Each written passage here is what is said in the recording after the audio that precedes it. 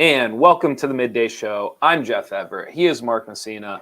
Today we're going to remember Gary Brown. Mark's going to talk about him a little bit here. We have a story on NorthcentralPa.com about the local football legends passing. We're also going to talk about Gilbert Gottfried. I'm a huge comedy fan, so want to make sure that we talk about Gilbert for a little while as well. And then we're going to talk at the end of the show, Sports by Sex Bill. You and I had our Leah Thomas episode.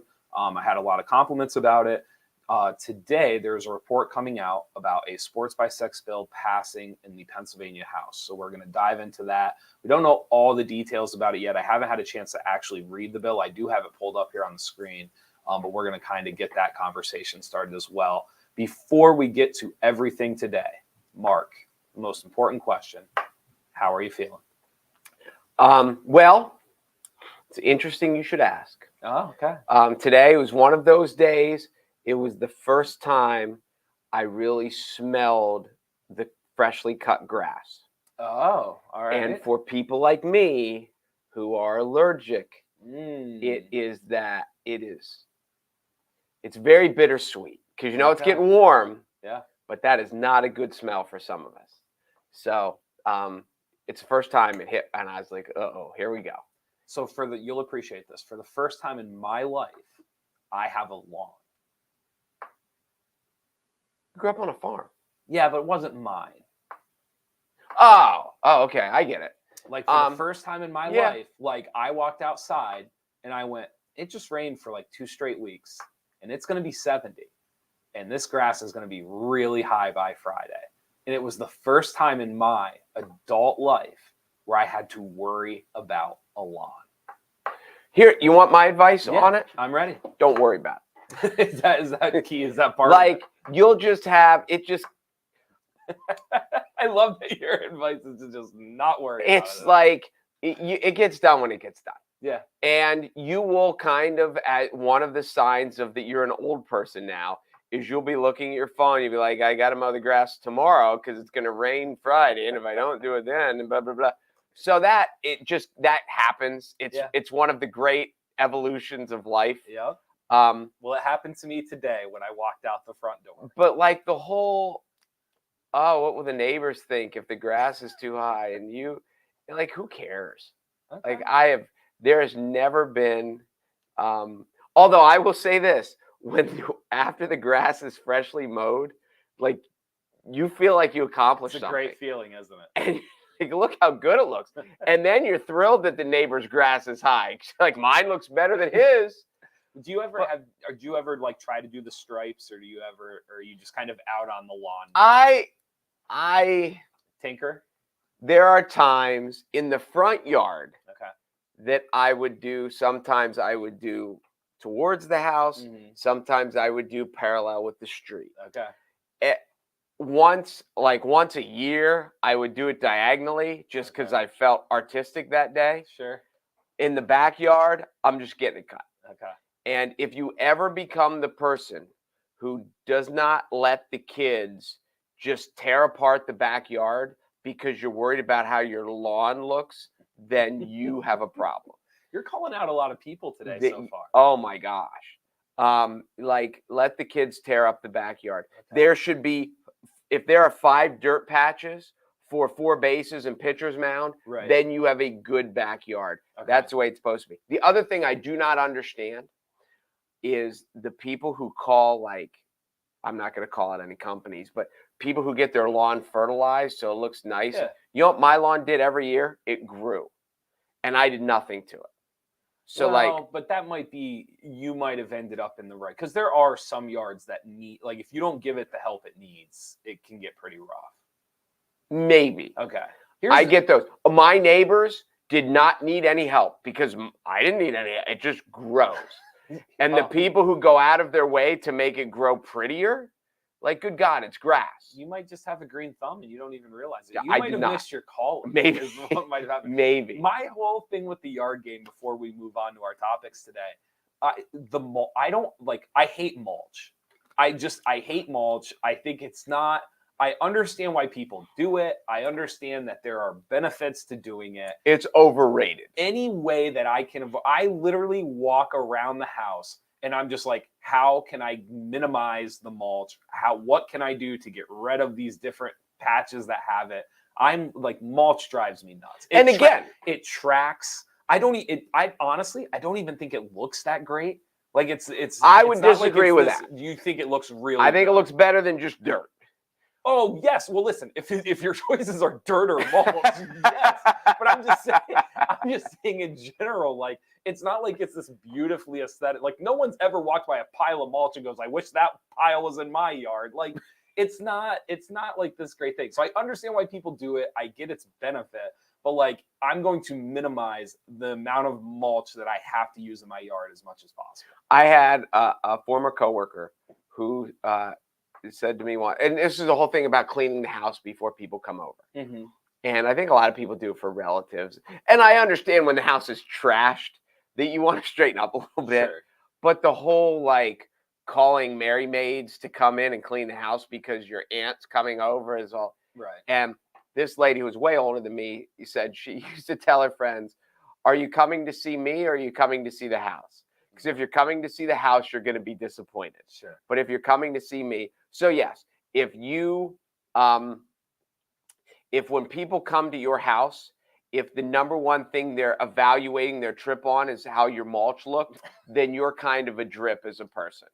Because they're look at you calling people out again. You are like on people. No, and I get like the people that like it. If you are like people that garden, that take, that like take pride in it. If that's what you enjoy, yeah, if you're hobby. mulching because like if you're into that, then great. Yeah. If you're doing it because you think you have to do it to impress the neighbors, I'm telling you, you don't. Yeah, I'm just out on mulch. I'm gonna get, because right now the whole thing's like trimmed, like even the back and it just like it tracks, it gets muddy. It's like I don't need all this mulch, so I'm literally finding ways to like minimize the mulch around the house. Are you a person? But don't get me wrong. Once the mulching is done, you think it looks good? I think it looks good. Mm-hmm. I'm all for it. Yeah. What are your thoughts on like stone mulch? So it's so fun. So here's my quick 30-second story. I was like 13 and I went to a coach's house in Lock Haven for like a travel team, and it was the first time his entire yard was stone. Okay, I've seen one of those. Yes, the entire thing. And you would have thought like I just seen like the Loch Ness Monster. I was like, what is this? Like, I have no. But then it dawned on me, like, he doesn't do any yard. He doesn't mow. Like, he doesn't have to do anything of it. So from a practicality standpoint, I am pro the stone. Like, dump it in, do what you want with it. Aesthetically, I don't love it. I've never thought it looked appealing, but I'm on board for it. Like, I totally get. No, I'm not talking for the whole yard. I'm just talking for the mulch part. Oh, I think it looks fine. I do too. Some of the stuff's a little eccentric for my taste, like the different colors and styles. Yeah, I mean, you can obviously pick and choose. There's a couple of places that do the white stone, and I don't love that. It's not my thing, but I totally get. I'm pro stone. And I think it looks good. I'm not against the stone either. Okay. And I can get the whole, I mean, you obviously have to put something down so weeds don't grow up through it. Right. They got to like tarp the bottom of it. You tarp it, spray. But it's, I think, and it's much less maintenance free. No, it's not just maintenance free, but even like I said, just like tracking it in, if you have pets that drag it out, like it's a lot easier. It just is. Yeah, no, it is. I'm not against it. Yeah. But no, yes, I'm for it. I am, and again, I get people that like, if you like it and that's what's cool, like your garden, good. I get it. That's your therapy. I get it. Sure. If you're doing it because you think the neighbors are going to think less of you, then they're not. They either like you or they don't. Okay. And your yard ain't changing. Okay. No, I get it. I did actually have my mom tell me once that the one neighbor, because I used to have a neighbor that was very type A, and he would be the guy that would go out and brush snow off his bushes, because he didn't want it to split I kind of get that though. He did it every time it snowed. Okay. Like I get it. If you got 2 feet of snow and like whatever, but anyway. And one time my mom said he probably hates looking across the street at your yard sometimes. Absolutely. And I said, when he hates it bad enough, he can come mow it himself. If not, I got 3 kids and I'm coaching 2 teams and I'll get to it when I get to it. Yeah. No, I get it. So anyway. Well, congratulations on your my lawn mowing. Yeah, we'll get there. What will be great is when you're mowing and she's sitting on the deck with her feet kicked up, sipping on a beverage, waving to you and cheering you along. You say that though, but it's her. That's not her style. She can't sit with her legs kicked up. No, that is true. You're right. That is true. You've been around her enough now to know she can't do it. That line's wiggly. Yeah, she just can't kick her legs up. It's not possible. We just wanted to take a moment, talk about Gary Brown, remembering the NFL star. Obviously a Williamsport native. I'm just going to throw some facts here at you before you dive in. Unfortunately, Gary passed away after his battle with cancer. He starred in football and track at Williamsport High School before playing his college ball at Penn State. He was an 8th-round draft pick of the Houston Oilers. Brown played 9 seasons in the NFL for the Oilers, Chargers, and Giants. Over his career, he amassed 4,300 rushing yards, 21 touchdowns. He twice ran for 1,000 yards in a season. He went on to have a successful coaching career. These are just some of his stops: Williamsport High School, Lycoming College, Susquehanna University, Rutgers, Wisconsin, Cleveland Browns, Dallas Cowboys. And he also coached the NFL's leading rusher 3 different times before he passed away at the age of 52. I remember Gary graduated in 1987, which is the same year my brother graduated. And I remember when back in the day, and I don't know when this stopped, Williamsport High School used to play football games on Saturdays. Okay. Because it was kind of everybody else played on Friday, and then you could go watch the Williamsport game on Saturday, because back then they were always good. It just seemed like they were always good, and maybe I'm wrong, but he was like, Gary was it. But again, it's one of those that was like, well, he's from here. How can he really be that good? But he was the one who people were like, I want to see, I think, so he goes to Penn State. My first Gary Brown at Penn State recollection, I remember I was at Vince Shear's house, and they were playing Syracuse. And he came in, he might have been a true freshman. If he's not, he's redshirt freshman. And they kick it in the end zone, and Penn State must have been killing them because they were up, because Gary's playing. And literally, first play goes like 80 yards for a touchdown. And you could almost hear Brent Musburger. This is all from recollection, so I might be wrong with some of these details, but scrambling through the program, who is this kid running down the sideline? Because I don't know who he is. And then Penn State, in their infinite wisdom, moved him to defense. And there's a highlight of him, I think it was in the Holiday Bowl against BYU, on a safety blitz. He gets to the quarterback. He hits the quarterback, but he doesn't take him down. He just ripped the ball out of his hands and ran for a touchdown. And those are my 2 Gary Brown college recollections. And I remember being at Susquehanna University. I think he had a 1,000-yard season with the Oilers, and Lorenzo White would have been the starter, and maybe Lorenzo White got hurt. I think Gary rushed for 1,000 yards in 8 starts. But I remember Chris Berman talking about him. And I think he gave him a little nickname, it was Gary Brown and the Band of Renown or something like that. And it had Gary's pick. But he burst onto the scene. And then he played for the Chargers. He played for the Giants. I think his other 1,000-yard years with the Giants. But the other thing about Gary, other than his obvious NFL success, and there have been others, like Henry Hynoski out of Southern Columbia, played for the Giants, won a Super Bowl with the Giants. So it's not like Gary is the only one, but I think he's the most notarized. But when you read all the comments about him, he was an affable, likable guy. And you can just tell when you read comment after comment after comment, there's always people that like people, and there's always people that, but it's just over and over and over. And you can tell he was just universally liked is usually universally liked. Yeah. And for a guy who was, that successful and Williamsport's not small, but it's not huge. He's not from Philly. He's not from Pittsburgh. He's not from DC. So he's still it's kind of like a small town guy that made it so big. And, then to coach it in the NFL, he coached for the Dallas Cowboys for years. Right. And that's, like his last gig, he was at Wisconsin here when he passed. But I think that's the thing that comes out from this. Like, I don't know if the younger generation knew how good he was as a player. They just knew he was a player, now he's coach. Sure.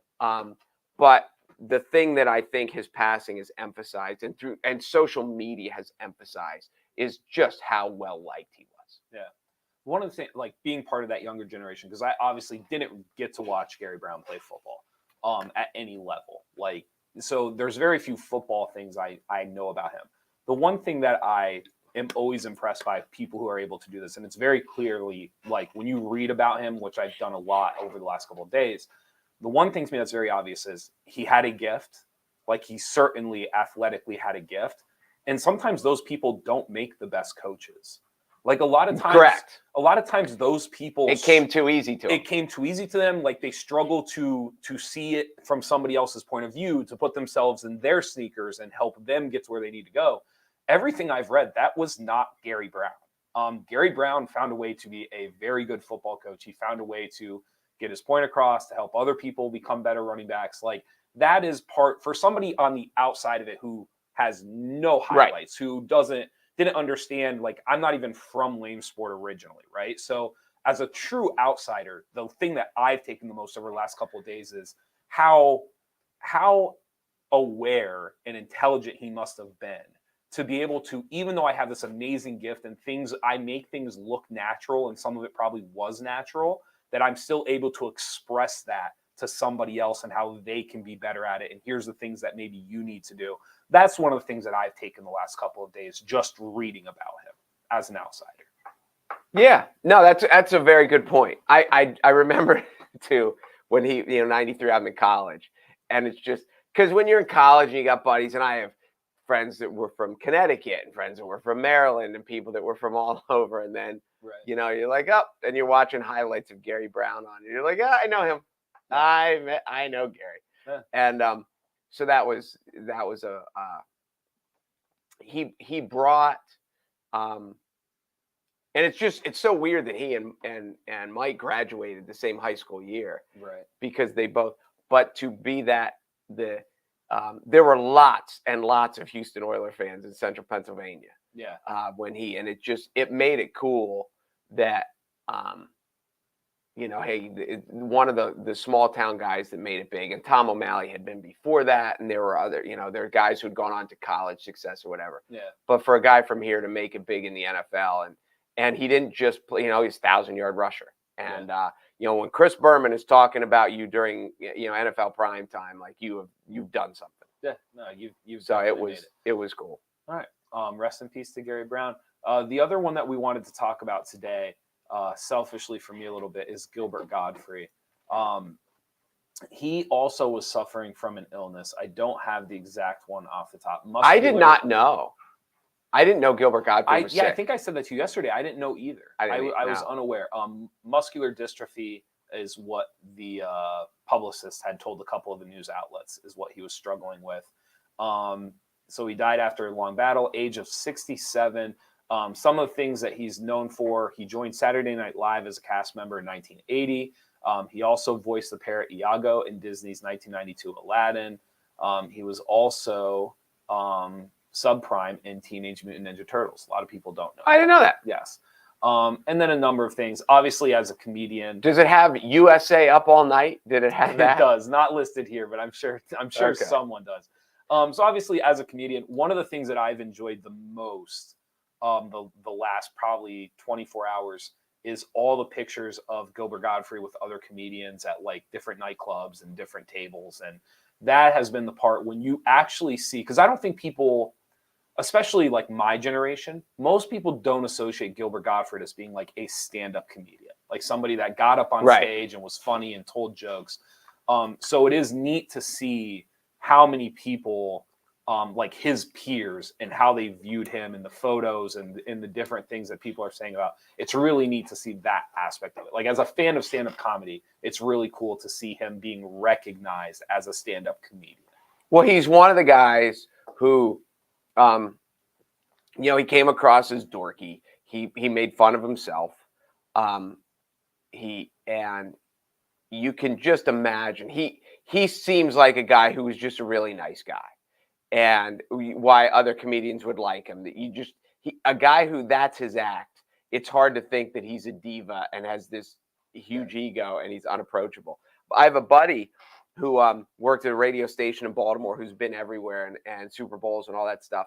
And he posted yesterday that he had met him, and he said he sat, like, they sat down and talked, and he's like, his normal talk voice is not his stage voice. Sure. And he said it was crazy to hear this normal conversation, like, you're Gilbert Gottfried, but you don't sound like Gilbert Gottfried. Right. So, and that just goes to show more that it's the act of what the act is. Yeah. And it's, I think the thing I think about people don't get of comedians is the grind that it is of these shows, because you're like a rock band, but you don't play in front of 15,000 people. Right. You're doing comedy club to comedy club to like the rock bands go on tour to get rich. Sure. Comedians go on tour to make a living. Sure. And I remember I interviewed Jim Brewer for North Central PA when he played here in Williamsport, and I actually saw him then over at Penn's Peak when he did a show at Jim Thorpe. And one of the things that he talked about is, having kids and the wife at home and being on the road.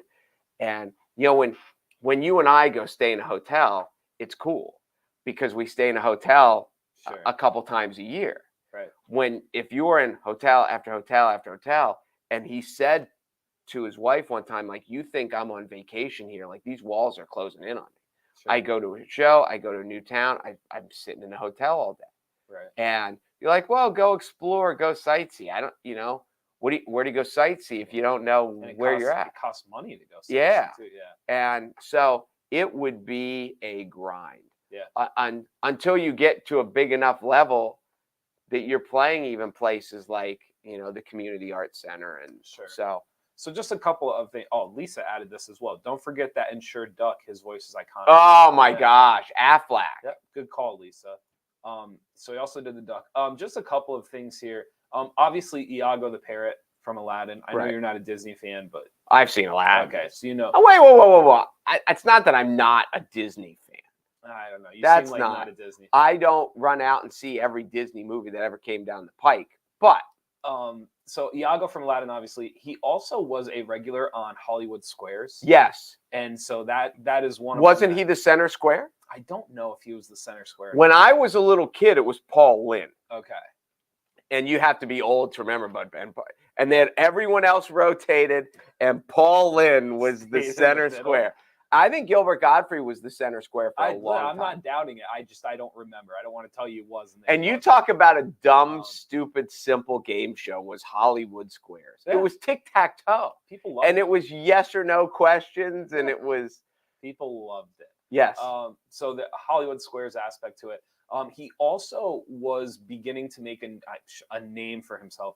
The younger generation was beginning to know him for his use on an app, a social media app, where you pay for it, and then he would read the message to your friend.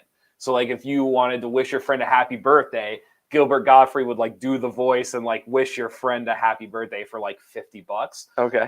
He was one of the reasons that the app really took off. Because he was one of the first, like, voice actors. He was like, yeah, I'll do it. He was like, yeah, I'll do that. And he's so recognizable. Yes. And so the voice. So this is, I guess, where I'm going with this. We should do that. Well, so this is where I'm going with this is, there are probably, I don't know for a fact, there's probably thousands of people that have an individualized message from Gilbert Gottfried. And I don't know if that's ever happened. Like, can you think of a time before Gilbert Gottfried that there's just thousands of people that have a birthday message from this actor, comedian, from a celebrity, B-list celebrity, right? And they have these very personalized messages from him, and they now will live on after his passing. And I was trying in my head, I was thinking to myself, is there anything else like that? That's weird. And I don't know if there is. Yes, that is that there's just random people that will always have a message from Gilbert Gottfried. Mm-hmm. The $50 gift that will last even after Gilbert Gottfried. Now it's more valuable and very, very unique. That is unique. Yeah, I hadn't thought of that. I was thinking about that too. Some other side notes: his last social media post was a post defending Chris Rock. Oh yeah, every comedian has defended Chris Rock. Yeah, but that won't be their last. No, that's true. That's true. Yeah. So if you go to like his stuff, that is the last thing that's up there. So that's what I have for you. Also, too, he was on a lot of the roasts, like the Comedy Central roasts and stuff like that. Yes. So he was somebody that like you never thought of, but he was everywhere. You know what I'm saying? Like you don't. Yes. Like I think most people in their daily life, when they think of celebrities and they think about who's on their screen and what they're seeing, you don't really think of Gilbert Gottfried. But like without even trying, we just named 10 different scenarios where Gilbert Gottfried was like just on your screen, whether you knew it or not. Mm-hmm. Yeah. So interesting guy. I'll miss him. Did you ever watch any of the stand-up? No, I don't think. Pretty good. I'm sure it was okay. Yeah, it's pretty good. Before we go on, give me a stand-up you think is overrated. A stand-up I think is overrated. Because I have one, and it's probably before that you just don't think is funny. I didn't get it. I didn't think why Gallagher. Do you remember Gallagher? Yeah. Sledge-o-matic? Is it the? It was okay. Okay. I thought jokes were relatively funny. Okay. And then he just smashed the crap out of fruit. Yeah. And like I get the gimmick. Sure. But the whole thing was like, yeah. Is it really that funny? I mean, for like this is probably an answer for a lot of people. Like I never thought the Carrot Top aspect was that hilarious. Isn't he all proppy thing? It's props and it's like it's kind of like physical puns. Like it's play on words, but with physical property. I don't know. It wasn't anything that I ever like laughed out loud.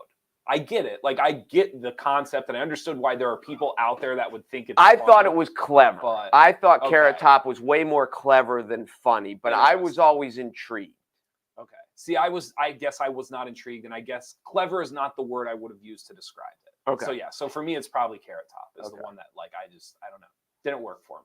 No, that's fair. No, it is. Sports by Sex Bill. So you and I had an interesting conversation about Leah Thomas. I personally had a lot of feedback about it. People seem to enjoy it. I want to pull it up because I don't want to get any of the wording incorrect. The State House passes bill designating sports by sex. Members of the Pennsylvania House cast a 115-84 vote on Tuesday to adopt a bill that designates sports by biological sex and prevents transgender women from competing in women's sports. The bill calls for sports, primary school, high school, college, club, and intramural to be designated male, female, co-ed, or mixed. It would apply to athletics teams that are publicly funded and those that compete against teams supported with public funds. Now, I think in that it also said prior to this, the determination was made by each high school principal. Okay. So I think I read that in there, and that's something that people could check into. One of the first things when I see the 115-84, I wonder where the split was. How definitive party lines that was, and how many people. Because when we talked about it before, I said this is the one issue that I think even lots of people on the far left who are universally support the LGBTQ community and the transgender and all that stuff. It's the one time that people on the far left are saying, well, but it's not fair. And I understand where I support transgender people in life, but in this competition level, and Leah Thompson showed that there's obviously a physical advantage. There was a quote that you read before the show from somebody who said it's an attack against Mike. So I'll get to that in a second because there's another aspect to this too, where should either pass through the General Assembly. So again, it already passed in the House. Okay. If it were to pass through the General Assembly, Governor Tom Wolf has already pledged to veto it. Quote, it won't get past my desk.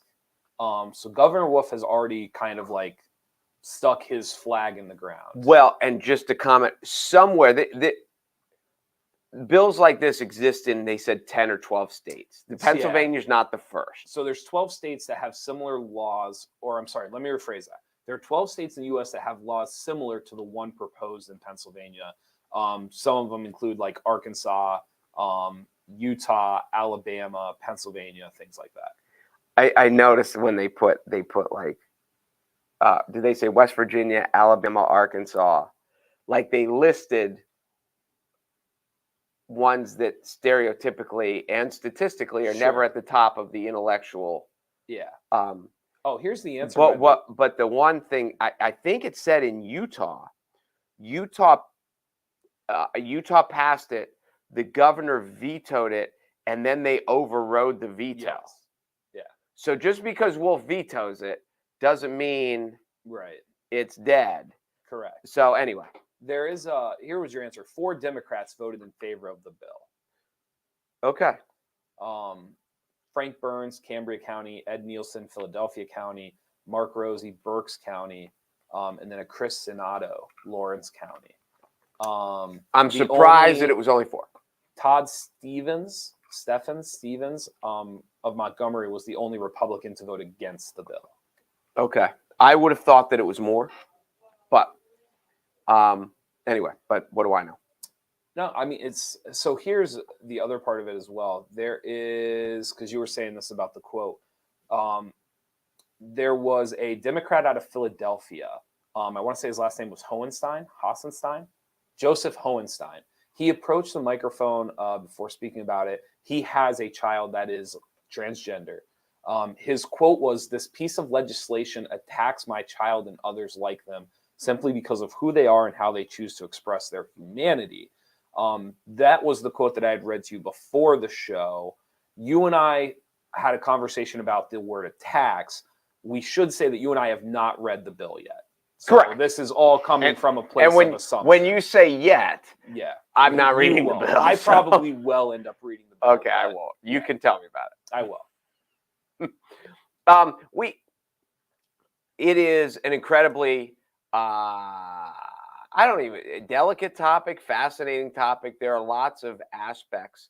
Again, just because I think that there are people who vehemently support transgender people in life, but still are objective enough to say, but there's an unfair, but I also support, women's rights, and these women are being put into a situation that it's just a competitive disadvantage. And I don't think that's an attack. I think that's mathematical is not the right word. It is an honest worldly observation. And I don't think that that's an attack.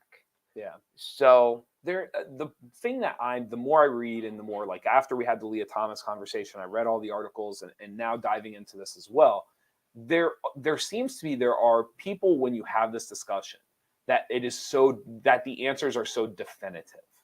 Correct. And the more I read about this, like, personally, I don't think Leah Thomas should have been allowed to win. Like, personally, like, do I agree with some of this stuff already, like at the beginning of this bill? Sure. But I'm also very willing to sit here and be like, I don't know if I'm right. Like, I don't know if I have the definitive answer of like how to solve it. Like, just because I'm on one side of the fence or other, it doesn't mean that I actually know how this should be instituted and how they're going to decide to do this stuff and what would make it correct. But the funny part, like reading through some of these quotes, some of the state representatives very clearly believe like there is a definitive answer to this. Oh, yes. And I don't know. Like I said, like, I don't think Leah Thomas should have been allowed to win. I genuinely believe with most of the bill, but like, for me to sit here and act as if like that is the definitive answer and I know for a fact I'm right, like, I disagree with that sentiment of anybody who expresses that. No, I don't know if there's a right way to categorize. I don't know if there's a right way to, like, Title IX was so, like, I say this with a little bit of like biting my own tongue. Title IX was very simple to do, not in the sense of Right. like fighting for it was hard, but like once you knew what you were fighting for and you were able to get it passed, like here's the line, you over here, let's make it as even as possible. Right. Like, so to me, like to act as if this is just like a Title IX thing where it's just like you propose a bill and it's solved and we're going to try to equal, like, no, this is so much more complicated than Title IX, in my opinion. No, I agree. And I've been trying to think of analogies where else this you could find something that is analogous. And I think like if you had a competition at some local high school and you have, you're at, Shamokin High School and you're having a competition of the best, which Spanish student speaks Spanish the best of all the kids in Shamokin Spanish classes, and then you have a kid who grew up in Puerto Rico until he was in 8th grade and he comes and rattles it off because Spanish is his first language. You've just kind of ruined the competition, because the competition is about, local kids from central Pennsylvania who speak Spanish the best, and now you let a kid from Puerto Rico. And I think everyone would kind of say, well, that's not fair because Spanish is his first language. And I don't understand how people can't look at Leah Thompson and say, but it wasn't fair. Right. And I get like her rights, and we're not trying to, you can't have like their rights but it's unfair to the other people, because if you're doing something that's unfair, aren't you kind of infringing on their rights? Sure. And that's one of the aspects. The other part of transgender that I don't get is, and again, as someone who's a supporter of the LGBTQ community, when you take someone like Caitlyn Jenner, or when you take someone like Elliot Page, when do we look at these people? Is it like, we see people that women get married and their names change, or there's like pre-marriage and post-marriage and after divorce and all this stuff of people go through stages of life. I still don't know who starred in Juno. Was it Elliot Page or was it Ellen Page? Who won the Olympic decathlon in '76? Did Bruce Jenner win the Olympic decathlon, or did Caitlyn Jenner win the Olympic decathlon? And how could Caitlyn Jenner win the Olympic decathlon when she didn't exist in 19? And that's the whole aspect, that there's this confusing element to me.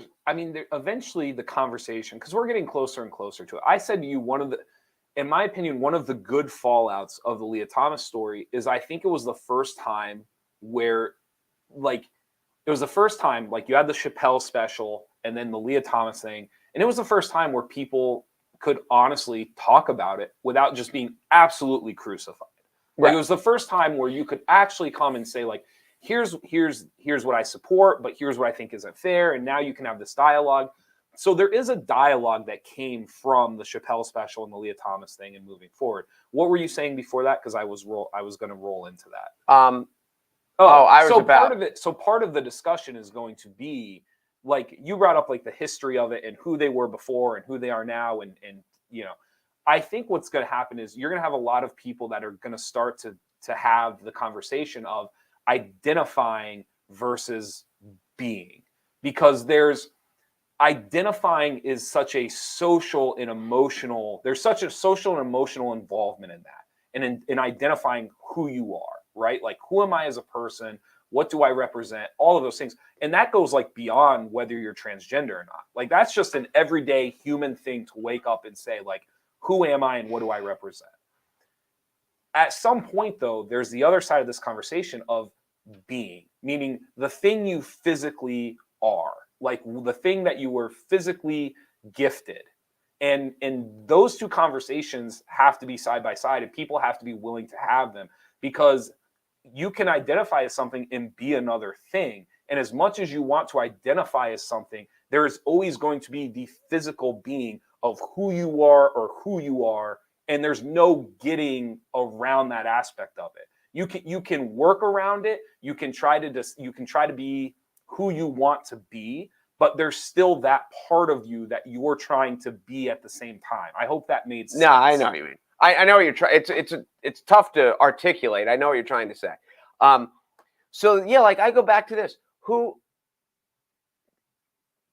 like when you're talking about the NBA center or the center with goggles who played at UCLA, was it Kareem Abdul-Jabbar or was it Lou Alcindor? Because Kareem Abdul-Jabbar never played at UCLA. Lou Alcindor did. So when you're talking about the history, Muhammad Ali never won an Olympic gold medal. Cassius Clay did. Now I understand that as in their human journey, that they made this evolution and they changed, and I understand that. But is it horrible when we're discussing that the basketball player at UCLA, his name when he was at UCLA was Lou Alcindor? And is that a horrible thing to say? Like I said, there needs to be, I think in this country, there's going to have to be a real conversation about identifying and what does that mean? What does it mean to actually identify as something? And like, what is the merit behind it? What is the transition behind it? How do you value it? Because it goes deeper than just transgender. Like there are people all across this country that say they identify as X.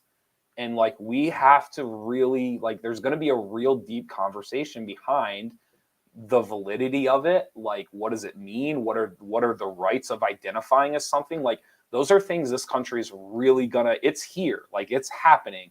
And how we handle that's going to say a lot. I don't know what the right answer is.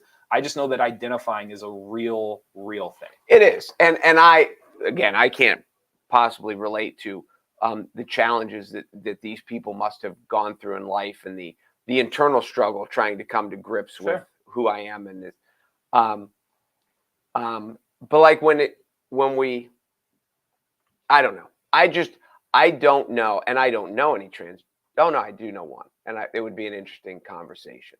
But like when you talk to a married woman, especially like I see it all the time in like high schools when you see people's pictures, and when it's a girl who's on a record board or won a championship or something, and their picture hangs in the hallway, and it's her maiden name. And it's not her name now because you're like, oh, that's so-and-so. But she's like, yeah, that's me. My name was just different because I wasn't married yet.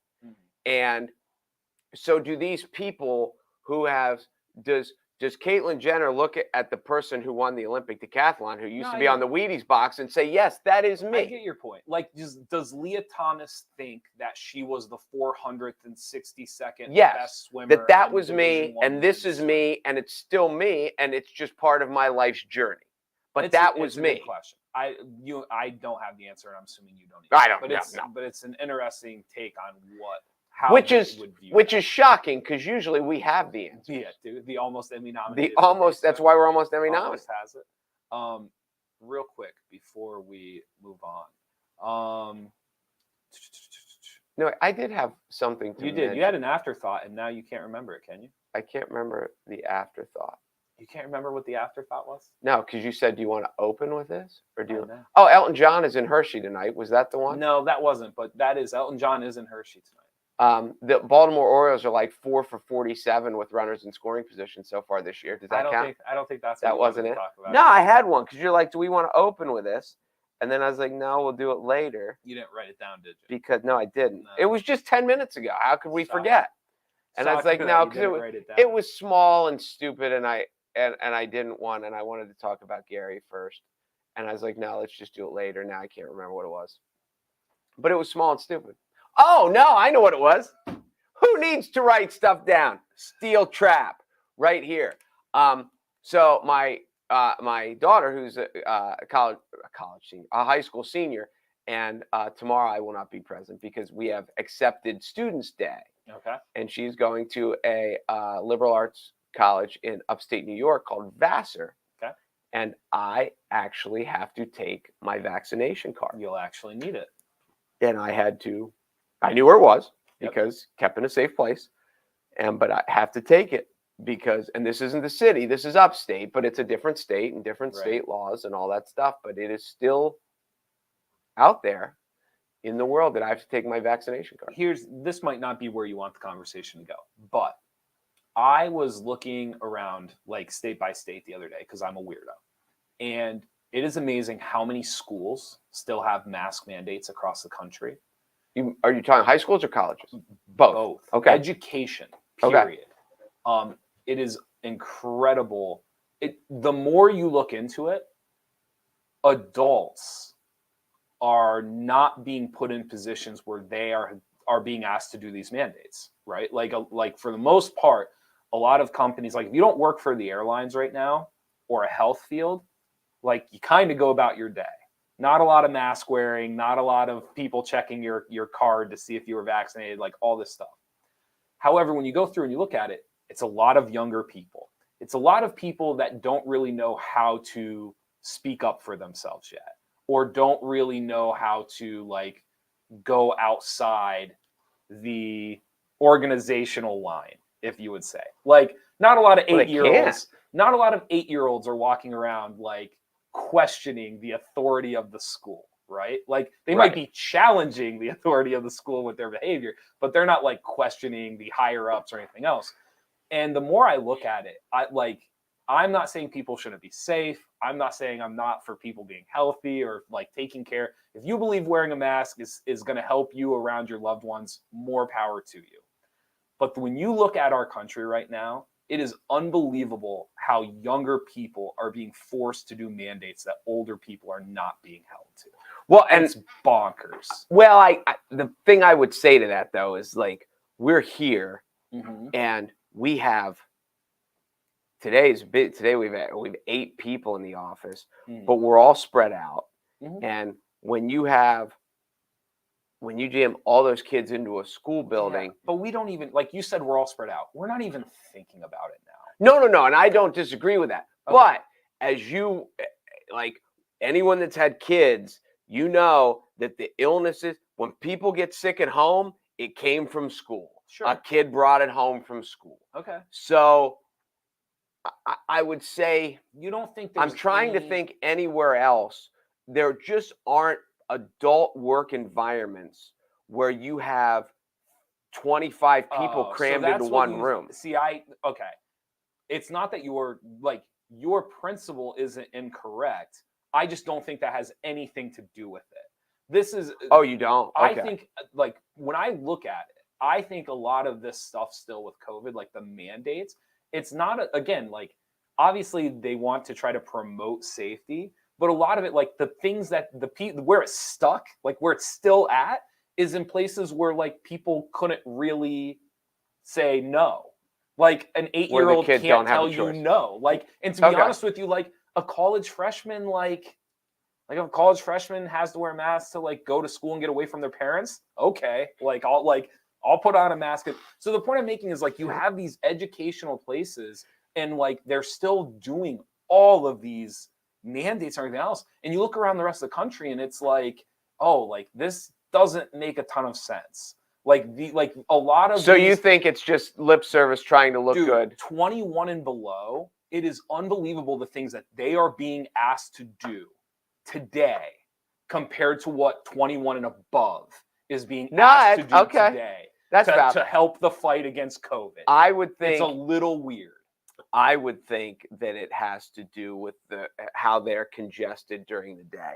I had this. You say that and like you're like we're not going to restaurants. Like we're not like I just watched a Super Bowl and there was just people shoulder to shoulder. Like it's sporting events. Yeah, that's true. I mean, that's true. Every other Elton John tonight, dude. Every other function of society, go about your life. But if you're below the age of 21, like here's this mask and it's like, what are we doing?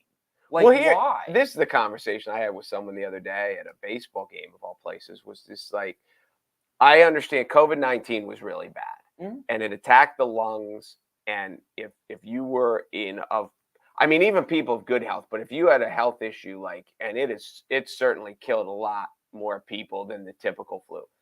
I'm not sure that this, are we going to have a different variant of COVID forever? Or is it just the flu? Like, was Omicron, was that really different than the flu of 2015? because people got sick. Like, yeah, they get sick, and Sure. it comes and goes. Now, are we going to attach COVID with and we're testing? Because I might have had it this year. Sure. But I never got sick. I stuffy nose for a couple of days. Was that COVID? Do I have to go get a test for that? So like I get the one was really bad, but we're always going to have a flu strand coming through. Sure. And is it going to be any worse? Was this winter's any worse than any other winter besides the one bad? I have to look, but I get your sentiment. I would have to look to know for sure, but I get where you're going with it. Yeah, I mean, heck, you may have had it. I may have had it. And we were never laid out with it, but I'm never a flu getter. Sure. Like, I'm not a guy that gets laid out. I'm like that stomach bug that the kids bring home from school that rips through the house. Right. We used to all get that once a winter. Sure. But not like, oh, you're achy and you're feverish and you're on the couch for 3 days. I never had that. No. So yeah, it is. But yeah, I am still in upstate, and it's not the city; it's upstate New York. I have to take Heather my says some card. friends and I went to NYC and we had to show our vaccination cards to get in anywhere we wanted to go, restaurants, stores. And I get that in the city, but this is upstate, but it's still there. Yeah. So daycares still need masks due to younger kids not being able to be vaccinated. see, now this goes off on a different tangent of how young. You and I talked a lot about like pro-choice. And if you're younger, like you're not making that choice. Well, and also from a health, and of course I'm not a doctor, but isn't it better to get it and have the body fight it and build up the natural immunities than to vaccinate for it? Because the young people were strong and weren't. There's still an idea that it really comes down to, do you believe when the scientists or when the medical people say everyone's going to get it, do you believe them or not? Because if you believe that, which looking at the numbers, I believe that. I believe that everybody will get it. You would think most, yes, if not all. So if you believe that, what you're saying is true. If you don't believe that, then what you're saying, like if you're a parent and you believe there's an outside shot that your kid will never get COVID, then there's a benefit to like trying to keep a mask on them, trying to keep them from getting sick. Like, okay, I get that aspect, but you would have to buy into the belief that there's a real chance your kid will never get it. And me personally, I don't buy that. But did Jimmy have it? My oldest daughter had it. She is 20. She's a college sophomore. Her brother had it. Yeah. What are you trying to figure out? Jimmy had it. He's 15. But what are you trying to figure out? I don't want to say I'm thrilled that they had it. They didn't get the bad one. They didn't get it the first time it came through. But I'm not, like, when they got it, a part of me was like, good. I'm glad you got it. And they were vaccinated. Yeah. I don't think they were boosted. Well, this is the other thing too, though, with the kid. Like, we now know that the vaccination keeps you from dying. It helps keep you alive, but it doesn't stop you from. It minimizes the effects. It minimizes the effects, but it doesn't stop you from getting it. So, like, parenting's hard. I'm not telling parents what to do. I can't imagine having to make these decisions for the last 2 years as a parent. There's my disclaimer. However, if you're a parent and you know the vaccine isn't going to actually stop them from getting it, it's only going to help them. So the point that I'm making is, like, it's where does it end? Like, there's no, like, what are the chances that your kid is not actually going to get this at some point? No. Vaccinated, unvaccinated, mask, not mask. Like, so again, it comes down to the idea, like, if you want your kid to be vaccinated, I support you. If you don't, I support. If you want your kid to wear a mask, I support you. If you don't, I support you. I don't have an issue with, like, the process of what they decide to do. My whole statement is just simply look at a group of 8-year-olds and look at a group of 38-year-olds. No, I get that. And there's a very clear difference between one is being told what to do and what the other one is not being told what to do on, like, a day-to-day basis. I get it. But I mean, I'm saying from a parental side, when my kids got it, part of me was like, well, good. I'm glad they got it and got it over with. Mhm. And their body can, and especially like it wasn't the bad one. It wasn't COVID-19. It was this winter when it was, whatever. But like when I got it way back when, and I was scared because it was, there's this point. It was so. I thought you were gonna say because you're old. Well, that's that you are hurtful sometimes. But like this winter, like it was just you just got sick. Yeah. And they didn't even really get sick. My kids, they kind of sniffly. They had a head cold. They couldn't breathe. They went through a box of tissues. They didn't. Sure. So I don't know. Yeah, it's crazy. But COVID card, I had to dig it out. And now I know. I looked at the date. Did you ask me the other day, do you remember the days of your vaccinations? Yes. I said I know now. questions. And I was close. Remember I said I thought it was a Big Ten Yep. championship game? Mm-hmm. December 4th. Okay. So I was right. First week of December. Big Ten championship. Look at me.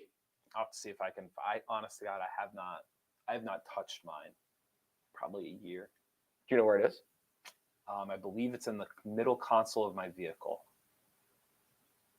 That's a good spot. Okay, because it won't fall out of it. Like if that's where it is, then that's where it is. And it's one of those. If that's not where it is, you're screwed, right? Do you have a picture of it? If it's not there, I don't. I think I did. Because I did take a picture of mine too. I don't know where all that officially works. Yeah, when I first got it, I think I took a picture of my phone, just like. But, I mean, that's the other part too. There's so many processes. Like we were talking about mass sales and like people just trying to give away like the hand sanitizer and all this stuff.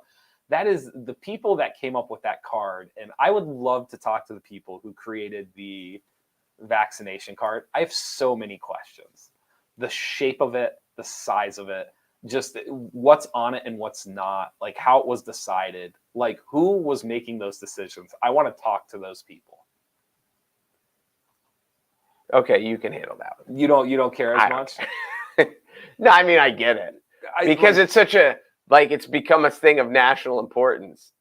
And where they're like, yeah, this is fine. They want everyone to get this thing, but then this thing was not very conducive to like, you know what I'm saying? Like, it's like, please get vaccinated, please get vaccinated. Oh, by the way, this card, we took 30 seconds to think about it. And now like it could matter someday and you're stuck with it. Did I tell you this? Like, what are the we girl, doing? Because, for whatever reason, they didn't have them at doctor's offices. They had them at pharmacies. And I went to a grocery store and the girl, I just sitting there asking, and I said, so what am I getting? I don't remember, because my Moderna, I think, because my mom had gotten hers at the same store before. Okay. So I said, am I getting this? And they're like, no, we have Johnson & Johnson now. And I said, oh, well, they used to have that.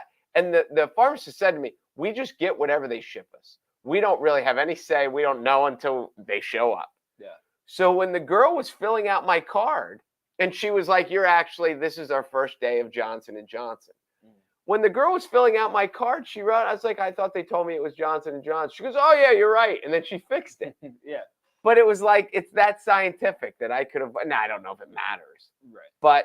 Well, it probably mattered from a liability standpoint. Like if you would have gotten sick or if there was something wrong, like knowing which one you had would have mattered. When I guess because the original Johnson & Johnson was 1 shot and the others were 2. And if they would have said, oh, you never got your second one, I was like, well, no, it was really, but yeah, it is. This is the other thing that it was 20. I mean, there's so many things now looking back in hindsight at just like the last 2 years and just COVID and just mind blowing things. But I honestly, like, if they had to look up a record right now of like what you or I had, do you think they have it? I don't. This was a conversation I had with a friend the other night. You mean of what vaccinations you got? If the United States government, like if my doctor needed to know, I don't like, where would they even begin? Do you think they actually have an accurate record of everybody and what they got and when they got it? And like, I was going to say they have to, but I don't know.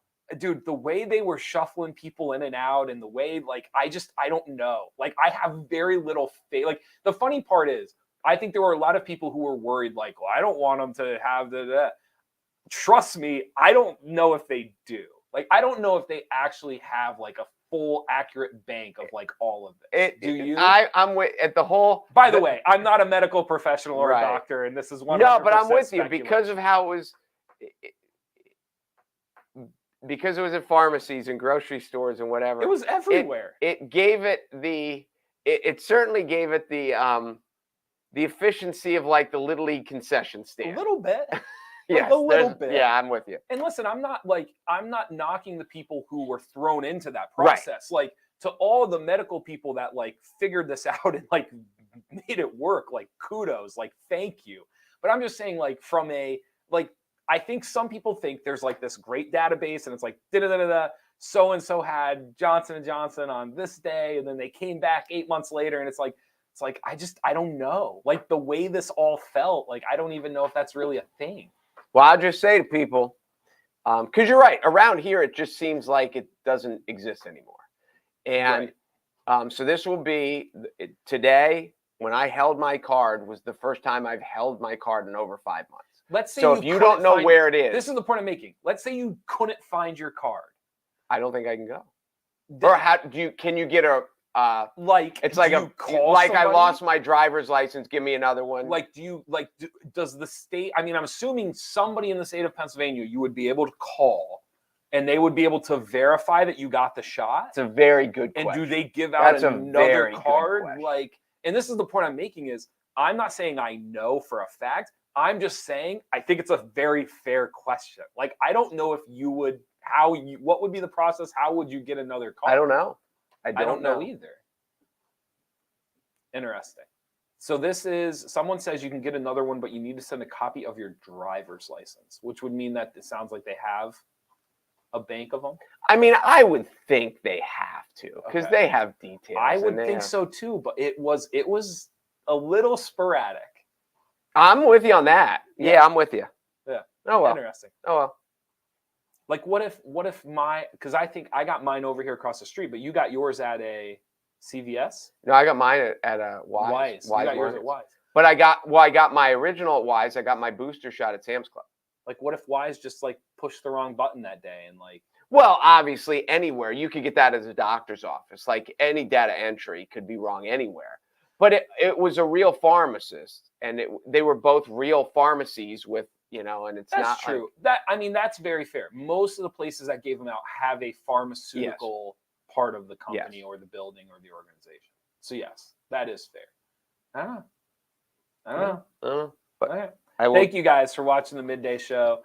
Be sure to go to NorthcentralPa.com for all of your local news. And thank you for watching the almost Emmy-nominated Midday Show. I will see you Friday. Jeff will see you. And you know what Friday is? Good Friday. It is Good Friday. It will be a good show on Good Friday. Next week, we are on Monday. We have Ryan Bogacek and Rance Mahaffey coming. They're going to talk about some stuff going on locally, but most importantly, they're going to talk about the wing bracket they did over COVID. I believe they went to over a dozen different places in the county to try wings, and they did like a whole bracket thing. Really, really neat. So we're going to talk wings on Monday. Wednesday, we're going to have Jason Fink on from Business Commerce. He's going to tell us what's going on, what's new, what's coming. How much weight did they gain during this wing challenge? That's a good question. We'll have to ask them. Did they go like day after day after day after day? I hope they. They were pretty consistent because I was living with Ryan at the time. They were going like 2 times a week. Like they were. Oh, that's wimpy. You think so? They should have done it every night. I mean, it's pretty time consuming, though. Is it not? To go through and do all this. So we're going to talk wings. We're going to see who has the best. And at least who they thought had the best. I was gonna say, do they have good taste? Are they clueless? They were like, listen, you care about their opinion? Or? I got to hear them talk about this. They did not take this lightly. Like, this was an in-depth bracket. They had real debates about what was better. There was a system. Like, it was. So it wasn't like they're pretty good. No, that was not the system. These were real choices happening. Yes. All right. There were things at stake, if you ask. Now I'm excited for Monday. So we'll have them on Monday. So a couple of guests coming on next week. I might have a guest tomorrow. We'll see what I'll do. There you go. I'm not sure yet. So thank you guys for listening. I'm Jeff Everett. He's Mark Messina. I will see you tomorrow, and Mark will be back for the end of the week. See ya.